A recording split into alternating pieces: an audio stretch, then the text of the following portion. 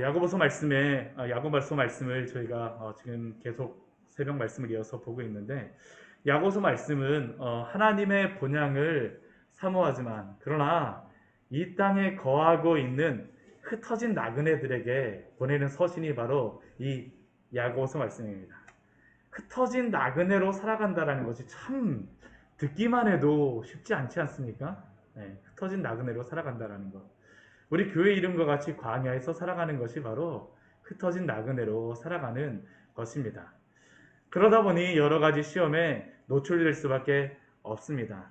그러나 문제는 우리가 앞에서 보았던 것 같이 이 시험에 노출되는 것이 중요한 것이 아니라 그 시험 가운데에서 그 시험이 믿음의 시련으로 인내하며 성숙하는 것이 바로 성도가 이 시험을 만날 때에 행해야 될 그러한 믿음의 삶입니다. 그리고 이것이 또한 하나님이 시험 가운데 성도들에게 우리에게 바라시는 그러한 것입니다. 실제로 하나님은 모든 것에 주권을 가지고 계시기에 성도에게 임하는 이러한 모든 시험도 하나님의 주권 가운데 있음을 우리는 고백할 수밖에 없습니다. 그러나 성도가 시험을 만났을 때에 그 시험을 만난 것에 대하여서 그러나 성도는 하나님을 원망하거나 불평하는 것이 아니라 오히려 야고보서 말씀 우리에게 무엇이라고 말씀하니까 이 시험을 만난 것에 대하여 기쁨으로 여기고 그 시험 가운데에서 인내하며 성숙하게 하실 하나님을 기대하라는 것이 또 계속적으로 우리에게 말씀하고 있는 그런 내용이죠. 결코 시험이 문제가 아니라는 겁니다. 하나님이 시험을 주시는 것이 아니라 우리가 오늘 새벽에 보았던 말씀은 무엇이었습니까? 그 시험 가운데에서 그 시험이 우리의 욕심과 결합하여서 그게 무엇입니까? 잉태하여서 죄를 낳게 되고 그 죄가 장성합니다. 죄도 장성하죠? 그 장성의 그 결과가 무엇을 낳습니까? 사망을 낳는 것이 문제라는 것이죠.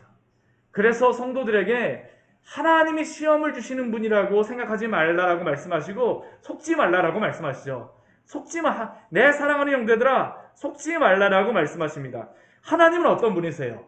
성도에게 시험을 주시는 분이 아니라 우리가 오늘 말씀 앞에 있었던 말씀과 같이 우리 17절의 말씀과 같이 오직 온갖 좋은 은사와 온갖 선물을 다 위로부터 주시는 분이 누구세요?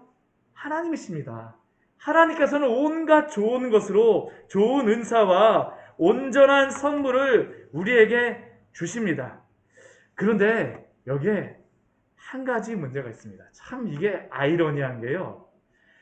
하나님께서 이렇게 온갖 좋은 은사와 온전한 선물을 주심에도 불구하고 이 온전한 은사와 선물조차도 시험이 될 때가 있다는 것이에요. 한번 생각을 해보십시오. 우리가 말씀을 듣고 은혜를 받는 것이 참 좋은 것이죠. 그런데 제가 예전에 어렸을 때 경험했던 것 같이 주변에 있는 사람들이 내가 은혜를 받는 게 아니고요. 주변에 있는 사람들은 정말 은혜를 다 받고 딱 옆에서만 보아도 은혜를 받는 게 막 보여요. 근데 나는 뭐 하고 있을까요? 다른 사람 은혜 받는 것만 이렇게 멀뚱멀뚱 쳐다보고 있는 겁니다. 그러다 보면 우리의 마음속에 어떤 마음이 듭니까? 왜 나에게는 이런 은혜를 주지 않는 것이지? 목회자들에게도 사실은 그러한 것들이 있어요. 저도 이렇게 설교를 전하는 사람이지만 설교를 정말 잘하시는 그런 목사님들 보면 나도 저렇게 설교를 참 잘할 수 있으면 참 좋겠다라는 그러한 마음이 듭니다. 우리의 인간인지라 그런 마음이 들 수밖에 없죠. 하나님이 이러한 은사라든가 이러한 것들을 좋은 것들을 주십니다. 이러한 것들이 나쁜 것들이 아니에요. 근데 문제는 무엇입니까?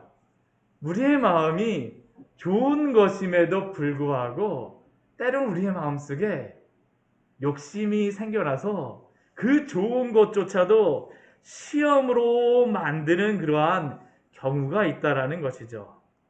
우리가 교회 봉사할 때도 그렇지 않습니까? 봉사를 잘하는 성도를 보게 되면 저 사람은 봉사를 정말 잘하는구나 라고 하지만 우리의 마음이 때로는 막 우리가 제대로 하지 못하고 그럴 때는 어떤 생각이 드나요? 저분은 왜 저렇게 교회에서 잘난 척하는 거야? 앞에서 막 그렇게 하는 거야? 하면서 또 그러한 마음을 가질 때도 있다라는 것이죠.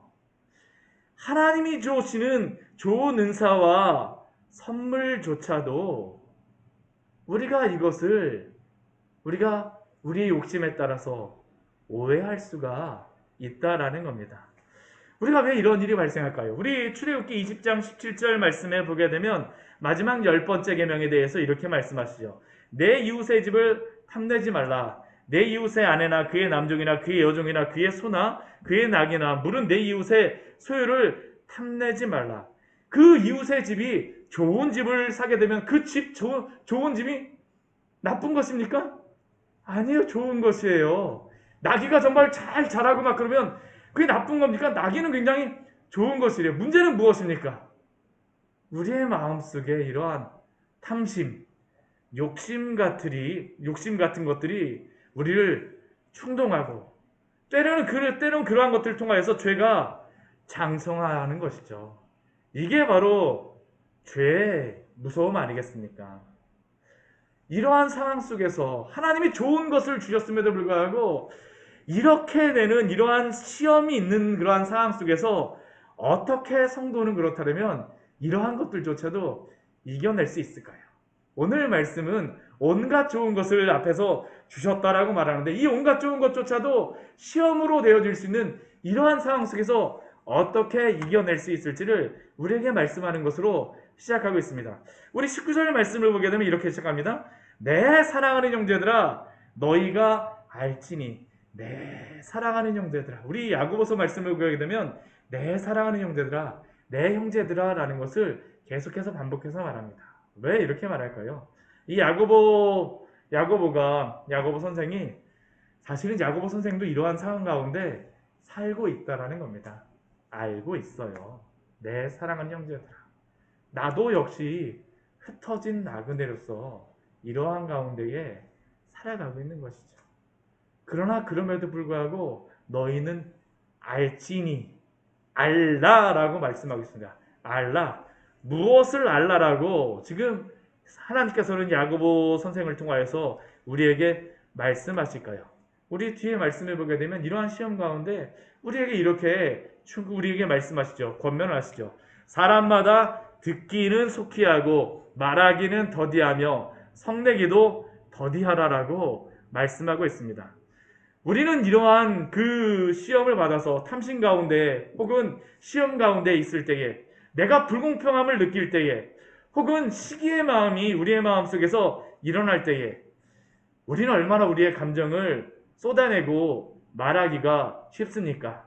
내 마음 상한 것 때문에 얼마나 불평의 말을 정말 속사포처럼 막 쏟아낼 때가 있죠. 그리고 우리의 분노를 때로는 나타내곤 하지 않습니까? 그런데 오늘 야고보서는 우리에게 무엇이라고 말씀하십니까? 듣기는 속히 하고 말하기는 더디하라고 말씀합니다. 우리는 듣기를 속히 하지 않고 말하기만 빨리 해서 얼마나 실수를 많이 하곤 합니까? 이러한 실수 해보신 적 많으시죠? 네, 저도 있습니다. 예전에 미국에 가서 제가 교통사고가 2번이 났었는데요. 2번 다 미국에서 났습니다. 1년 동안 제가 대학교 때 장가 가서 있는 때였었는데 2번 다 미국에서 교통사고가 났는데 한 번 어떤 경우였었냐면 차를 타고 가고요. 차를 타고서 운전을 했는데 그거 얼마 안 됐습니다. 미국 가고 차를 타고 운전했는데 어떤 차가 신호등에 제가 이렇게 딱 서서 있는데 와갖고 쿵 부대는 겁니다. 제 뒤에를 쿵 부대요. 그 한국적인 그러한 정서 같으면 만약 그렇게 되면 뭐라고 해야 될까요? 우리 뒤에서 이렇게 왔기 때문에 죄송하네요 그래갖고 뭐라고 한마디를 해야 될 거 아니에요. 거기에 저하고 한국에서 같이 미국에 한 지 얼마 안 된 그런 사람들이 한 4명 정도 같이 남자들만 4명이 탔습니다. 그래갖고 아니 이게 무슨 사고가 났어? 그래서 4명 다 내렸어요. 그래갖고 뒤에 이제 막 범퍼도 보고 막 했는데 뒤에 차가 미국 어떠한 아가씨가 거기에 운전하다가 앉았는데 가만히 앉아갖고 그냥 미동도 않고 가만히 있는 겁니다. 그래갖고 저희 4명이서 막 아니 양심 있으면 나와갖고 좀 I am sorry라고도 이야기를 해야지. 나 그 정도는 알아들을 수 있는데 아무런 얘기도 않고 그냥 가만히 앉아있는 거예요. 그래갖고 우리는 넷이서 막 야 저 사람들 우린 동방예의지국 한국에서 왔는데 이 사람 정말 예의를 모르는 사람들이구나 그러고서 막 우리끼리 얘기를 하고 있었습니다. 근데 나중에 그 사고가 나서 한국분이 저희 그 교포분이 저희한테 말씀하시는 게 뭐라고 하냐면 그때 나가면 총 맞을 수 있어요 라고 이야기하더라고요. 왜냐하면 그 사고가 나거나 그렇게 되면 어떻게 되냐면 미국에서는 무조건 교통사고가 나면 차 안에서 가만히 있어야 됩니다. 순경이 올 때까지, 경찰이 올 때까지 가만히 있어야 되는데 우리는 한국에서 간지 얼마 다 안 된 사람이었고 다 내려갖고 뭐 한 거예요. 막 내려갖고 막 왜 이렇게 예의가 없냐 그러고 우리끼리 막 했던 거였죠. 정말 실수할 뻔했고 사고 날 뻔한 그런 상황이었던 것이죠. 우리가 바로 이렇지 않습니까? 듣기는 소피하고 말하기는 더디하고 성내기는 더디하라고 말씀하시는데 우리는 때때로 우리의 마음속에 이렇게 말하기를 빨리하고 듣기는 느끼하여서 실패하거나 실수하는 경우가 얼마나 많습니까? 그런데 이렇게 성내고 실수하게 되면 어떻게 됩니까? 우리 20절 말씀은 우리에게 이렇게 말씀하시죠. 하나님의 의를 이루지 못하니라 라고 말씀하세요. 우리가 덕스럽게 살아간다라는 것은 우리가 이런 것이죠. 말 한마디에서도 또한 듣는 것 하나에서도 우리가 그 삶에서 이러한 것들이 나타나야 된답니다. 하나님의 의를 이루지 못해요. 두 번째 욕심으로 미혹받아 죄를 짓는 시험을 이기기 위해서는 우리에게 또 우리 21절 말씀을 보면 무엇이라고 말씀하시냐 하면 모든 더러운 것과 넘치는 악을 내버리라 라고 말씀하세요. 모든 더러운 것과 넘치는 악을 내버리라. 우리 앞에 18절 말씀에서 이렇게 말씀하셨죠. 그 자기의 뜻을 따라 진리의 말씀으로 우리를 낳으셨느니라. 진리의 말씀으로 우리가 첫 열매 되어져서 구원받은 성도요, 거듭난 자, 변화된 그러한 새 피조물인데 이러한 거듭난 성도에게 모든 더러운 것과 넘치는 악은 합당하지 않다라는 겁니다. 말의 실수와 성내는 것뿐만 아니라 우리의 삶 가운데 있는 온갖 더러운 것과 넘치는 악의 찌꺼기들을 우리는 내어버려야 합니다. 구원받았다라고 나서 거기서 끝나면 안 된다라는 것이죠. 우리의 죄악들을 여전히 가지고 모든 더러운 것과 넘치는 악을 그대로 가지고 살면 안 된다는 겁니다. 내버리라. 여기서 내버리라라는 그 의미는 무엇이냐면 벗어버리라라는 그런 의미입니다. 이러한 모든 것들을 다 벗어버리라는 것이에요. 우리가 구원받았다라고 하는 것은 이전에 죄악된 옛사람을 벗어버리고 새 사람을 입는 것이죠. 그리스도로 옷 입는 것입니다. 그래서 골로새서 3장 10절과 11절 말씀에서는 우리에게 이렇게 말씀하세요. 너희가 서로 거짓말을 하지 말라. 옛사람과 그 행위를 벗어버리고 새 사람을 입었으니 이는 자기를 창조하신 이의 형상을 따라 지식에까지 새롭게 하심을 입은 자니라. 우리는 자기를 창조하신 이의 형상을 따라 지식에까지 새롭게 하심을 입은 자인 줄 믿습니다. 우리가 구원받았다라고 하는 것은 이렇게 되어져야 된다는 것이죠. 옛사람과 그 행위를 벗어버리고 새 사람을 입어야 합니다. 또한 로마서 13장 12절과 14절 말씀에서는 이렇게 말씀해요. 우리 로마서 말씀을 같이 한번 읽어보도록 할까요? 우리 로마서 13장 12절과 14절에서 우리에게 이렇게 말씀합니다. 우리 로마서 13장 우리 12절 14절 우리 여기에 대해서는 사도가 이미 교리에 대한 말씀을 다 말씀하시고 나서 우리의 삶의 적용에 대해서 말씀하신 그 말씀이죠. 우리 13장 12절에서부터 우리 14절까지 같이 큰 소리로 함께 읽도록 하겠습니다. 밤이 깊고 낮이 가까웠으니 그러므로 우리가 어둠의 이를 벗고 빛의 갑옷을 입자.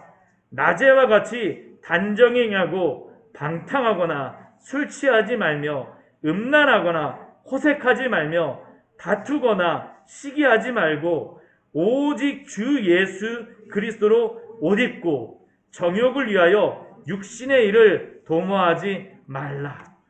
우리는 어둠의 일을 벗고 빛의 갑옷을 입어야 합니다. 이러한 방탕, 술 취함, 음란, 호색, 다툼, 시기, 성내는 것, 모든 더러운 것, 넘치는 악은 다 내어 버리십시오. 오직 주 예수 그리스도로 옷 입으십시오. 우리가 구원받았다라는 의미는 이전의 모든 삶의 방식과 습관과 옛사람과 단절하는 것을 의미합니다. 다 내버리고 벗어버려야 합니다. 그러면 구원받은 성도가 힘쓰고 취해야 할 것이 무엇입니까? 우리 21절 후반절 말씀에서 우리에게 이렇게 말씀합니다. 우리 같이 한번 우리 21절 우리 야고보서 1장 21절 후반절 말씀 같이 한번 읽어볼게요. 너희 영혼을 능히 구원할 바 마음에 심어진 말씀을 온유함으로 받으라. 이런 옛사람의 잔재들, 죄, 모든 더러운 것과 넘치는 악은 다 버리고 우리는 대신 우리의 마음에 심어진 말씀을 온유함으로 받아야 합니다. 앞에 18절의 말씀에서 진리의 말씀으로 우리를 낳으셨다라고, 진리의 말씀으로 우리가 거듭났다라고, 우리가 진리의 말씀을 듣는 가운데 성령이 그 말씀 가운데 역사하셔서 허물과 죄로 죽었던 우리의 영혼을 살리시고 거듭나게 하시는 것뿐만 아니라 이렇게 거듭난 성도는 또 어떻습니까? 말씀 의지해서 살아가는 것이죠. 말씀 의지해서 살아가는 것이에요. 말씀에 의하여서 거듭날 뿐만 아니라 또 거듭난 성도는 무엇을 가지고 살아가는 겁니까? 하나님의 말씀을 온유함으로 받아 이 말씀 가지고 살아가야 됩니다. 왜 온유함으로 받아야 됩니까? 이 말씀조차도 우리가 시기의 대상으로 삼으면 안 돼요. 말씀 앞에 우리는 불복해야 합니다. 말씀을 진리의 말씀으로, 복음의 진리로 우리의 마음에 심어진 이 복음의 말씀을 받음으로 우리는 이러한 시험을 이겨내야 합니다. 그래서 에베소서 6장 17절 말씀을 보게 되면 우리 성령의 그러한 갑옷들에 대해서 말씀하시면서 유일한 무기는 무엇입니까? 말씀이죠. 말씀. 구원의 투구와 성령의 검, 곧 하나님의 말씀을 가지라. 시험을 받으신 예수님께서도 사단과 대적할 때 무엇으로 이겨내셨어요? 말씀으로 이겨내시잖아요. 다른 것으로 예수님께서 대적하시는 게 아닙니다. 하나님의 말씀으로 이겨내십니다. 히브리서 4장 12절 말씀은 또한 우리에게 이렇게 말씀하죠. 우리 야고보서 우리 앞에 바로 있는 우리 히브리서 4장 12절 말씀 우리 또 같이 한번 읽어보도록 할까요? 우리 히브리서 4장 12절 말씀입니다. 말씀을 가지고 우리가 어떻게 겸손하게 살아가야 될까요? 이게 참 중요한 말씀입니다. 우리 히브리서 4장 12절입니다. 같이 읽겠습니다. 하나님의 말씀은 살아있고 활력이 있어 좌우의 날선 어떤 것보다도 예리하여 혼과 영과 및 관절과 골수를 찔러 쪼개기까지 하며 또 마음의 생각과 뜻을 판단하나니 말씀을 통하여서 거듭난 성도는 또한 거룩하게 되기 위하여서 더러운 것과 넘치는 악을 이 말씀으로 어떻게 됩니까? 잘라내야 돼요. 말씀으로 수술 받아야 합니다. 이것이 바로 하나님이 이 시험, 믿음의 시련을 인내로 이겨내고 성숙하고자 하는 성도들에게 쥐어주신 놀라운 도구입니다. 놀라운 도구예요. 놀라운 도구입니다. 이것들 가지지 않고 우리가 어떻게 이 시험 가운데 믿음의 시련으로 인내하며 살아가겠습니까? 심어진 말씀을 온유함으로 받으라. 그러면 이렇게 이 심겨진 말씀을 온유함으로 받아들인 성도들에게 나타나는 그 삶의 증거가 있습니다. 그것이 우리 뒤에 말씀에 나와 있는데요. 우리 22절 말씀을 보게 되면 이렇게 말씀하시죠. 너희는 말씀을 행하는 자가 되고 듣기만 하여 자신을 속이는 자가 되지 말라. 말씀을 행하는 자가 되라고 말씀하고 있습니다. 말씀을 온유함으로 받았다는 그 증거가 무엇입니까? 그냥 그 말씀을 듣는 것으로만 끝나는 것이 아니죠. 무엇으로 나타내니까? 행하는 자, 순종하는 자, 살아내는 자가 되는 것을 의미합니다. 현대교회, 이렇게 교회와 성도가 세상 속에서 그 맛이른 소금 마냥 이리저리 밟히며 살아가는 이유가 무엇입니까? 현대교회 속에서 하나님 우리를 분명히 세상의 빛이라고 말씀하셨는데 깜빡거리는 그 형광등 마냥 그냥 사람들에게 빛을 제대로 전달하지 못하는 그러한 이유가 무엇입니까? 바로 이것 아닙니까? 그리스도인들은 마른 청산유수로 자라는데 실제로 그 삶은 얼마나 깍쟁이 같은지 몰라. 예수 믿는 사람들이 더 무섭더라 라는 이러한 간증 아닌 간증을 넌크리스천들에게 들어본 적 없으세요?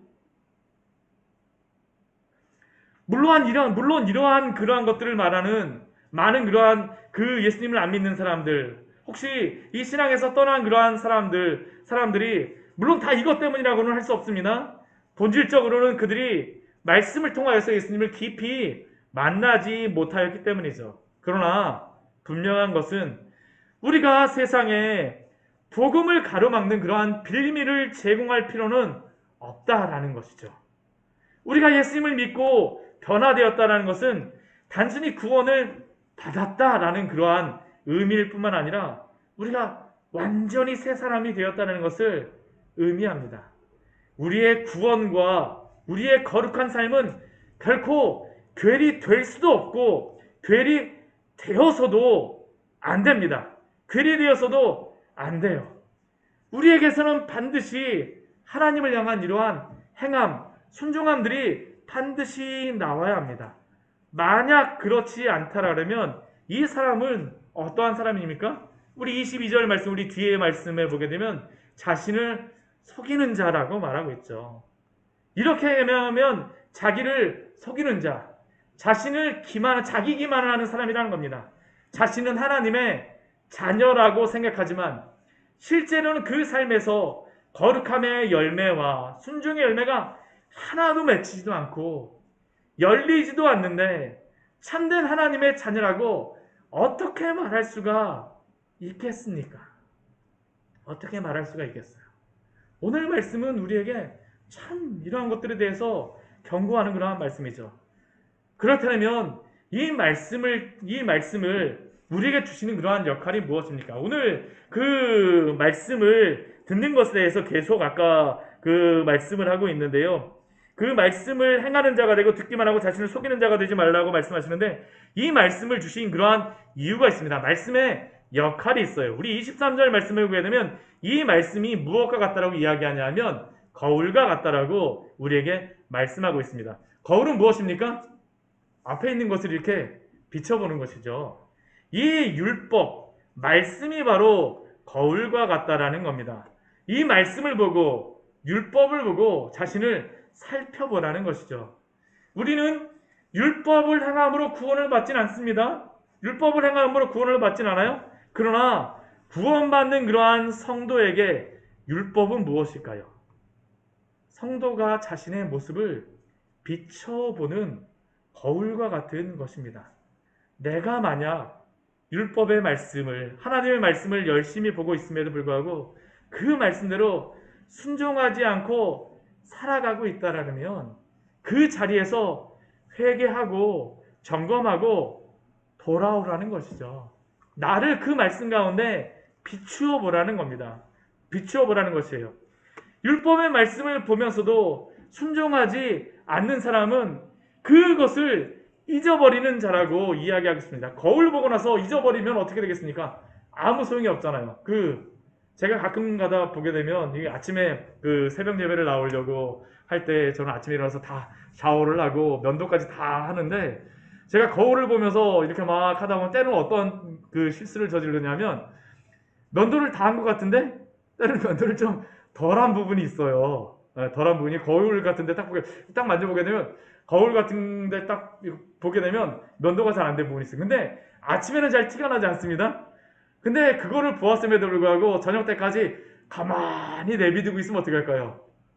여기만 시커먼 부분만 시커멓게 돼갖고 이 앞에서 요즘에는 그만 마스크를 써갖고 좀 낫습니다. 근데 여기만 시커멓게 돼갖고 설교를 한다라고 해보십시오. 별로 보기 좋지 않겠죠. 그렇죠. 하나님의 말씀을 주신 율법을 주신 이유가 바로 이것이라는 겁니다. 우리로 하여금 하나님의 말씀을 보고 단정하게 하나님의 백성으로 준비하라는 것이죠. 율법을 주신 이유가 바로 이것이에요. 말씀을 주신 이유가 이것입니다. 그런데 이 율법을 잘 지키지, 하나님의 말씀을 잘 지키지 않는 그러한 이유가 있습니다. 잘 지키지 않는 그러한 이유가 있는데 그것을 우리 25절 말씀에 보게 되면 무엇이라고 이야기하고 있냐면 이것이 올가매는 것이다라고 우리에게 말씀하고 있습니다. 우리 25절 앞부분에 보게 되면 이 율법은 무엇이라고 말합니까? 자유롭게 하는 온전한 율법이라고 우리에게 말하죠. 그런데 많은 사람들은 이 율법의 말씀을 지킬 때 뭐라고 많이 생각하냐면 참 우리를 힘들게 하고 올가매게 하는 그러한 것이다라고 생각을 합니다. 이게 착각이죠. 제가 예전에 직장에 다닐 때 제 상사분이 항상 이야기했던 것이, 종종 이야기했던 것이 이것이었어요. 최책임은 도대체 인생을 무슨 재미로 다 살아가냐고 저한테 종종 이야기를 했었거든요. 도대체 무슨 재미로 살아가냐고. 정말 저한테 만나면 그렇게 이야기합니다. 언제 이야기하냐면 술 마시러 가자고 이야기하면서 아니요 저 술 안 마신다라고 저희 술 안 마시니까 도대체 인생을 무슨 재미로 살아가냐고 토요일 같은 때 골프 치러 가거나 놀러 가더라고 이야기하는데 저 교회 가야 돼요 얘기하게 되면 도대체 인생을 무슨 재미로 살아가냐라고 이야기하죠. 근데 제가 그분한테 항상 이야기하는 게 있었습니다. 그게 뭐냐면 저 되게 재밌어요. 우리 교회 한번 나와보세요. 얼마나 재밌는지 모릅니다라고 제가 항상 이야기했던 게 그것이었었는데요. 율법이 바로 그렇지 않습니까? 예수님을 믿고 구원받은 성도에게는 하나님의 말씀을 지키고 살아가는 것이 사실은 가장 행복한 것입니다. 행복한 것이에요. 정말 그렇습니다. 왜 하나님이 우리에게 이 말씀을 주셨을까요? 하나님이 왜 우리에게 이 율법을 말씀하셨을까요? 아이들한테 왜 뜨거운 그 불 같은 데 가서 손대지 말라고 이야기할까요? 왜 뜨거운 거 만지려면 딱 되면 뗐지 하고서 얘기를 왜 해줄까요? 하면 아프기 때문입니다. 가지 않는 것이 행복한 것이에요. 하나님이 율법을 주시고 말씀을 주신 이유가 무엇이겠습니까? 그것이 올가매는 것이 아니라 오히려 자유롭게 하는 것입니다. 우리로 하여금 온전하게 만들어요. 이 말씀을 지키고 살아가는 가운데에 하나님의 그 은혜가 있음을 하나님을 우리에게 말씀하여 주시는 것입니다. 얼마나 즐겁습니까? 주일날 예배 드리는 것 기쁘지 않습니까? 성도들만이 누릴 수 있는 그러한 것이죠. 하나님이 우리에게 주신 그 놀라운 것이란 겁니다. 그래서 우리 25절 말씀에 무엇이라고 말씀합니까? 자유롭게 하는 온전한 율법을 들여다보고 있는 자는 듣고 잊어버리는 자가 아니요 이것을 어떻게 합니까? 실천하는 자니 이 사람은 그 행하는 일에서 복을 받을 뿐만 아니라 본질적으로는 무엇이 있습니까? 기쁨이 있어요. 하나님과 함께하기 때문에 하나님의 말씀을 지키기 때문에 기쁨이 넘치는 것입니다. 그러면 이 율법을 지키고 하나님을 따라 살아가는 그러한 것들 우리에게 무엇을 말씀할까요? 우리 26절과 27절 말씀을 보게 되면 우리가 하나님을 따라 살아간다는 것을 경건하게 살아간다라고 이야기를 하죠. 우리 26절, 27절 말씀을 보게 되면 경건이라는 그러한 단어가 반복돼서 나오고 있습니다.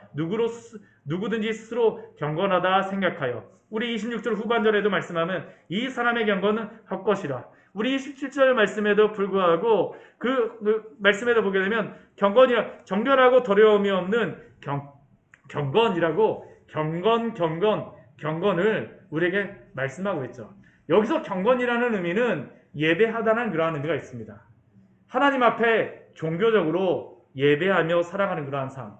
우리가 구원받은 사람들은 하나님을 예배하며 살아가는 그러한 삶 아닙니까? 그렇죠? 그런데 그 예배하며 살아가는 그러한 삶, 그러한 그 성도들과 그 경건한 삶을 살아가는 그러한 그 경건 가운데에도 헛된 경건이 있다라는 것이죠. 헛된 경건. 그 헛된 경건이 무엇입니까? 우리 26절 말씀 보면 이렇게 말합니다. 스스로 경건하다 생각하며. 내가 스스로 경건하다 생각하는 겁니다. 누가 우리를 경건하게 만들어 주신 겁니까? 하나님이 우리를 거룩하게 구별하여 주시고 우리를 구원하여 주셨죠. 우리가 스스로 경건하게 되는 것은 아닙니다. 하나님이 우리를 만들어 주셨어요. 그렇게 인도하여 주셨습니다. 그런데 이 스스로 경건하다 생각하는 사람 어때요? 자신이 교만할 수밖에 없죠. 교만할 수밖에 없어요. 그 교만함이 가장 먼저 드러나는 데가 어디겠습니까? 입술에서 드러납니다. 입술에서 드러나요. 혀를 제갈 물리지 아니하는 사람. 이러한 분들 계세요. 나는 뒤끝이 없다라고. 뒤끝이 없다라고. 정말 성격이 화통해갖고 뒤끝이 없어요. 근데 제가 항상 뒤끝이 없다라고 하는 그러한 분들의 특징이 무엇이냐면 앞끝이 화끈한 분들이죠. 그런 분들. 뒤끝은 없을지 모르는데 앞끝은 정말 화끈해요. 네. 우리가 그렇게 살아가면 안 된다라는 것이죠. 스스로 경건하다 하면서 혀를 제갈 물리지 않게 되면 이것은 무엇입니까? 자기 마음을 속이는 것이죠. 이 사람의 경건은 헛된 것이다라고 말씀합니다. 우리가 예수님을 믿는다라고요? 그 믿는다라는 것 속에는 우리의 삶에서 경건함이 반드시 나와야 됩니다. 구원받은 사람에게는 하나님의 말씀을 따라서 나와야 돼요. 내 생각대로가 아니라 하나님의 말씀을 따라 경건함이 나와야 되죠. 그러면 참된 경건은 무엇입니까? 우리 27절 말씀 같이 한번 읽어보도록 하겠습니다.